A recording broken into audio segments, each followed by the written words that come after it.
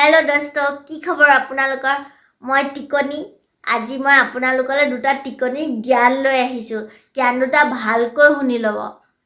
যদি এজন মানুহে কষ্ট পাই থাকে সেই মানুহজনৰ ওপৰত হাঁহি দিব লাগে কেলে জানেনে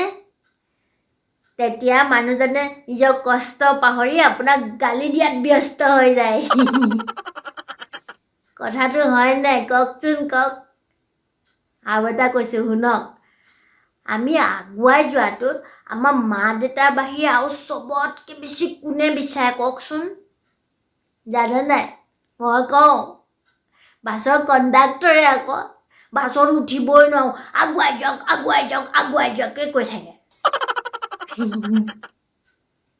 মোৰ জ্ঞানকেইটা যদি ভাল লাগিছে ভিডিঅ'টো এনেকৈ এটা লাইক কৰিয়ে দিব আৰু লগতে চেনেলটো ছাবস্ক্ৰাইব কৰি দিব আৰু আপোনালোকৰ লগৰবোৰ আছে ন লগৰবোৰক চবকে শ্বেয়াৰ কৰি দিব দেই ঠিক আছে টাটা বাই বাই